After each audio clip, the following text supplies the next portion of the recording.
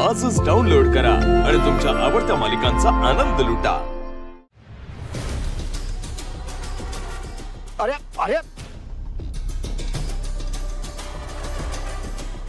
काय ऐश्वर्या मॅडम,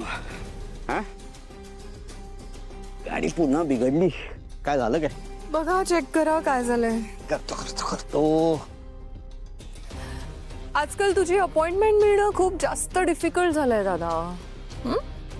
खूप मोठा झालायस तू। बोनेट गरम आहे, गाडी हो चालवत आणते। मला भेटण्यासाठी हे सगळं करण्याची काही गरज नाहीये। फोन उचलत नाहीयेस तू, पळतोयस का? पळतोयस सांगशील? नाही तसं काही नाहीये, खरंच बिझी होतो मी थोडासा, आणि फोन उचलत नाहीये याचा अर्थ मला तुमच्याशी बोलायचं नाही असं होतं। Enough is enough. सांगशील मला काय झालंय? बोल काहीतरी। 200 रुपयाचा खाडा झाला ऐश्वर्या मॅडम। व्हिजिटिंग चार्जेस मध्ये 200 रुपये। Just hold on. हे घे 500 माझे ठेव। Keep the change. मला एक कळत नाहीये, एक माणूस जो एका दिवसात 2 लाख 4 लाख रुपये काढायचा, तो आज 200 रुपयावर खुश होतोय। नाही म्हणजे अचानक तुझ्यात एवढा मोठा बदल कसा काय आला हाच प्रश्न पडलाय मला। आणि जर का तू खरंच बदलला असशील तर तू लगेच हार मानलीस? नाही नाही, या गोष्टीवर माझा विश्वासच नाहीये। मी तुला खूप चांगलं ओळखते, तुझी नस नस ओळखते मी। तू माहितीये कसा आहेस? विषारी साप असतो माहितीये, जो माणसाला डंक मारल्याशिवाय सोडत नाही, तसा आहेस तू। म्हणून तुझ्या या नौटंकीवर माझा अजिबात विश्वास नाही। खरे, माणूस एकदम एवढा बदलू शकतो याच्यावर कोणाचाच विश्वास बसत नाही। बदल घडू शकतोच। 300 रुपये 300 रुपये ट्रान्सफर केले तर कोणाची उधारी ठेवत नाही। कसं आहे ना, आणि माणूस आपल्यापासून दूर गेला की परिस्थितीची खरी जाणीव होते। माझा भाऊ नील आहे ना, तो खरंच मनाने खूप चांगला आहे, त्याला गमवू नकोस।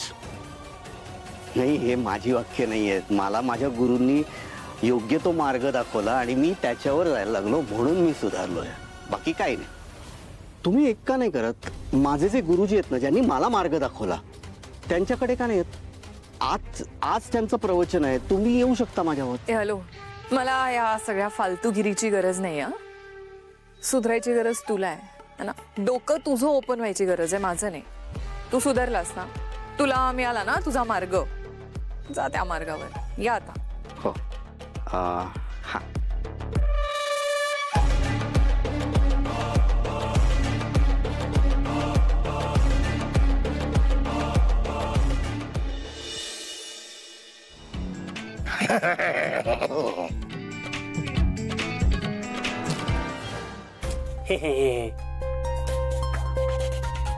सारंग, काय रे दमलेला दिसतोस? अमृता वहिनीच्या आयुष्यात जे काय चालू आहे ना, याचा विचार करूनच थकलोय मी। राजकुमार दादा चुकला, खरंच चुकला। सगळं विस्कटलं ना रे। आधी किती छान होतं आपलं, व्यवस्थित सगळं एकत्र। यार, हा राजकुमार दादा असं वागेल असं वाटलंच नव्हतं। सारंग, ऐक ना, आपला दादा आपल्याला परत मिळू शकेल का रे? तसं झालं तर किती बरं होईल, म्हणजे आपलं घर पुन्हा एकत्र येईल। तू हर्बल प्रोडक्ट्सवर लक्ष देशील, आम्ही जुनी कामं सगळी सांभाळू, सगळं व्यवस्थित होईल यार। ए थांब थांब थांब, लगेच पुढचा विचार करू नका। आधी बघायला पाहिजे की खरंच दादा सुधारलाय का। दादाला भेटूयात का आपण? माझ्या पण डोक्यात तेच चालू होतं। नाही बघ, जर तो खरंच बदलला असेल तर त्याला एक चान्स देऊन बघायला हरकत काय? आणि राजकुमार दादा कुठे राहतो हे याला चांगलंच माहिती आहे ना। मला मग माझ्या बायकोला काय माझा बा चंद्रकांत घेऊन गेला होता दादाकडे? हा आठवतंय ना, चांगलं आठवतंय। त्याच रूम मध्ये राजकुमार दादा समजून मला शिवानीची गुंड ती घेऊन गेलो होते उचलून। मी मुंबईवरून परत आलो ना की जाऊ आपण। डन। हा चालेल, आपण ते एका पायावर तयार आहे। आता दे, मी येणार।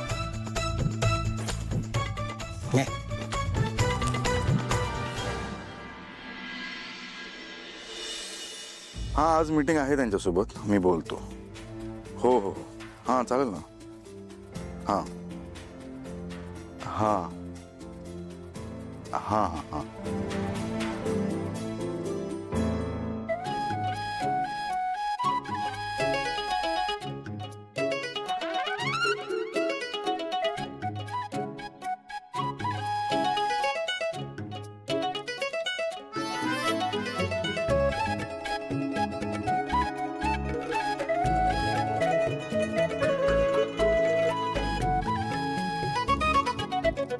जा तू अडकवतेस मला.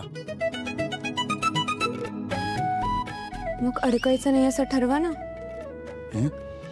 हे कुठलं सोल्युशन आहे? तुम्हाला उशीर होत होता ना, निघा ना लवकर. चला. तू मुद्दाम करतेस नाही, म्हणजे मी तुला बघावं, तुझ्यात अडकावं, मला उशीर व्हावा, आईने मला ओरडावं, हाच सगळा तुझा प्लॅन असतो ना. तुमच्या चुका माझ्यावर नका लादू. मी कुठे काय चुकलो? मी मगाचपासून तुम्हाला उठवत होते. 5 मिनिटं बोलून झोपून राहिलात आणि आता उशीर होतोय आणि मला म्हणताय मी अडकवते. आणि जर मी लवकर उठलो असतो तर गप्पा बसा. थांबा.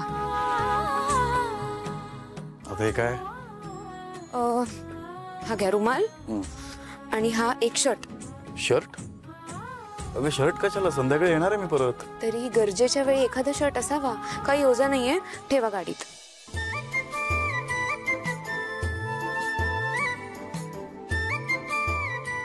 सारंग दादा, ह्याचं अस्तित्व संपवणार आहे मी ह्या जगातलं.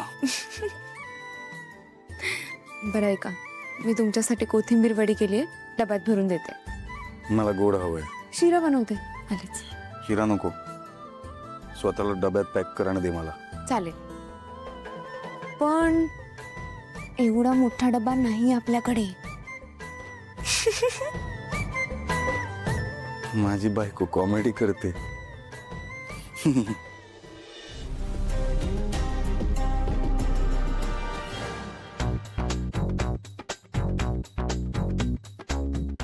बबलू, वा, हे पोरीना चांगलं जमत. काय सेल्फी तर काढत होते, तुम्ही मुलं नाही काढत का? काढतो ना, पण अशा टेक्निक नाही. यात कसली आली टेक्निक? असं कसं? प्रत्येक गोष्टीला एक टेक्निक असतेच. तीच टेक्निक मला पाहिजे. Tips tips. आत्ता आलास ना मुद्द्यावर. काय टिप्स हव्यात तुला? बोल. ते किरणला प्रपोज करायचे, त्यासाठी योग्य वेळ कोणती ना ते ओळखायचे. अरे पण तुला जी वाटेल तीच योग्य वेळ असते बबलू. असं कसं? तर माझ्याबद्दल तिच्या मनात कोणती भावना हे कसं ओळखायचं? आता ती मला मित्र मानते आणि मी काय करतोय तर प्रेमाची कविता ऐकवतोय. नाही नाही नाही, नको नको, कविता तर ऐकवत नकोच, कारण ते खूप ओल्ड फॅशन आहे. उलट पळून जाईल ती. हा, नाही नाही नाही, पळून जाणार असेल तर अजिबात ऐकवणार नाही. तेच सांगतोय, दुसरं काहीतरी सांग ना. म्हणजे कसं, प्रपोज केल्यावर ना माझ्या आयुष्यात आशेचा किरण उगवेल. नंतर एक पोरगी आली, एकदम धीट, आणि ती व्यक्ती म्हणजे अहिल्या वेस्कर.